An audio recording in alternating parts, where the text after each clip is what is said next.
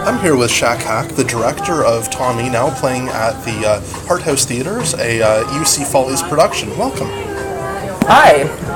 So tell me a little bit about Tommy as a show, for those who have maybe never heard of it or never seen it. What's it about? Well, similar to most operas, it has a little bit of a convoluted plot. I'll try to summarize it in a few sentences, although I hope you don't get lost along the way. Basically, it starts off with a boy named Tommy, and at the age of 4, he witnesses a murder. And the murder happens to be of his soon-to-be stepfather after his father returns from being in a POW camp in Germany. And this is all set in World War II, sort of the end of World War II, so we're like around 1945. And basically what happens is he witnesses the murder, and in an effort to sort of protect their family, the parents tell him, okay, you didn't see anything, you didn't hear anything, nothing happened, don't worry, everything's going to be okay.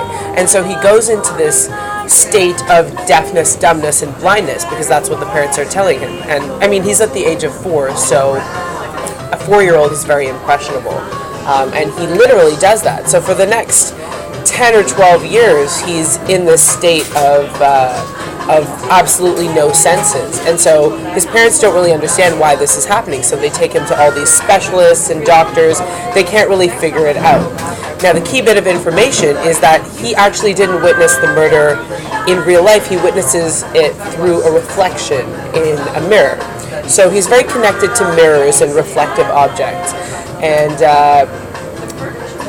see, this is already getting complicated. So he takes... well, it's about his journey. It's about his journey, exactly. And so ultimately the way he recovers from this state is when his parents' marriage is falling apart, and his mother gets so frustrated that she ends up smashing the mirror, and then all of a sudden he gets all his senses back. And at that point he's at about the age of 19 or 20. Now, you called it an opera. It is certainly not written by Verdi or Mozart. No.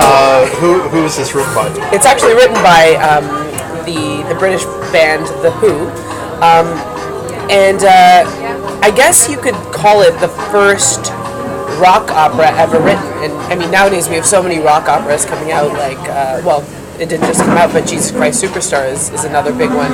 And I feel like Andrew Lloyd Webber kind of took a leaf from The Who's page and did that. And then, of course, American Idiot, which is the other new rock opera. But I mean, The Who started off with a concept album, Tommy, and they met up with Des McAnuff, who helped write the book and the story for Tommy. And so, they turned it into a rock opera, and I think it's very interesting. It's different than most musicals you would see, because there's not a lot of dialogue. All the scenes are sung through, so everything is a song. And in that way, it really is operatic, exactly, as opposed to a musical. Exactly. Tell me about your approach or treatment of the work. How are you going to put your own personal stamp on this as a director? Well, I think in previous Broadway productions, it's been a very expensive endeavor trying to create the different scenes and sets that Tommy is going through. For example, he's in, their home in London, and then all of a sudden we need to be in a pinball arcade, and then we need to be in a church. And there's just so many set changes that what I wanted to do in terms of the treatment of the work is, rather than do everything literally, treat the show as a reimagination of the events of Tommy's life through adult Tommy's mind. So it's almost like a dream, like a memory. So I've tried to make things not very literal in terms of the set. So everything has kind of a generic quality. Like, for example, we have a set piece that's like basically a black prism, and that's used as a couch or a table or a gurney or, all these things. It's almost literally theater of the mind. Exactly. And it's just Tommy reimagining all these things, so you don't know what's real and you don't know what's not real. This is done through UC Follies, which is a practically ancient institution at the University of Toronto, one of their dramatic societies, which means that you are working with a lot of younger cast members and crew members. What are the upsides and downsides of working with such a young cast? Well, one of the upsides, especially from the dance perspective, is they're all young and they have really good dancer bodies, so I can make them do things that maybe I physically can't do as much anymore. And also, I mean, I love working with the younger cast because they're very enthusiastic about it. One of the challenges of this show, which was surprising to me, is not a lot of the cast had heard of The Who, or maybe in passing they'd heard of The Who, so I had to do a lot of historical work with them to kind of introduce them to who is this band and like why were they important to the world of rock and roll, really. So that was, I think, one of the downsides. But I like working with them. They're very enthusiastic to be there, and they've done a really great job with the work. You're, in addition to being a director, you are also a performer, a choreographer, and a fight choreographer. How does directing the show allow you to engage in the creative process that those other roles do not? That's a really good question.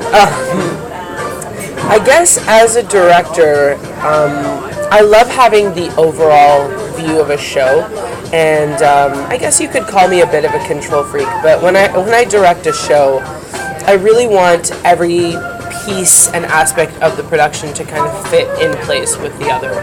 I have lots of meetings with designers, like costumes and set, and I have lots of meetings with the actors to try and make sure what they want to do fits in with what I'm trying to do with the entire production. For this show, I'm the choreographer, but if I had a choreographer who was someone else, I would want that to be integral to the show as well. So I have a very overall view, and I think that's something I don't get to do doing those other roles, which is a lot of fun, and I love to put all of the pieces together. I feel like, given that you do have so much experience in various other specific roles, do you feel as though you're giving up? Do you feel as though you're, I would just say, letting go of the process at all by having to delegate to other people, or do you enjoy the fact that it is so much more of a collaborative process? I do enjoy the collaborative process. Maybe the people that are working in those positions beg to differ, because sometimes I do ask them to redo their sketches and designs to fit in better. But I think it also forces me to better explain myself and make sure that I'm being clear. Because if someone who's on my production team doesn't understand what I'm saying, how could the audience understand the message I'm trying to convey to them? So I think in a way it's a challenge for me to be really clear with my concept and vision of a show. Are there any other musical influences or musical, let's say, bands, albums, sources in general that you personally would like to see turned into a rock opera or musical? I mean, there are upteen, jukebox musicals out there, but are there any that you're thinking like it's about time somebody did that?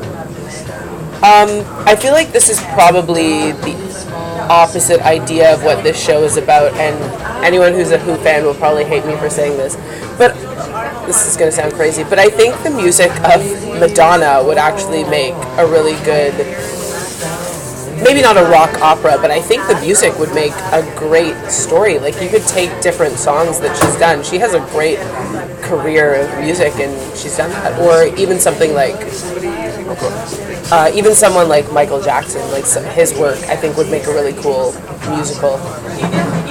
If they can do it with ABBA, they can do it. Yeah, exactly. If you were directing another show and you had to cast in the lead role either Roger Daltrey of The Who, Robert Plant of Led Zeppelin, or Paul McCartney, who would you pick? Roger Daltrey, for sure. Why is that? Well, I've seen him perform, and I saw him in the movie version of Tommy, and he's such a great actor. And I mean, I don't think that should be surprising that a musician is a good actor, but I was impressed with his work in the movie, and I think he would make a great lead. Looks like a fun guy to work with. And what's next for you after The Who? Do you have anything lined up? Yes, actually, I'll be directing a production of the Rocky Horror Show in March. Which you actually starred in previously. Yes, last year I was playing Frankenfurter in that. And just to be clear, this isn't a remount. This is a new production in a new space. We're actually doing it in a chapel, so I think that would be an interesting interpretation of the show. Very site-specific, yeah. Yeah, exactly. So that's next week. And when is that? That's coming up in what month? That's March 15th through the 17th at the Victoria College Chapel. Excellent. Yeah. Look forward to it. Yeah, it should be fun. Thanks for your time. Thank you so much.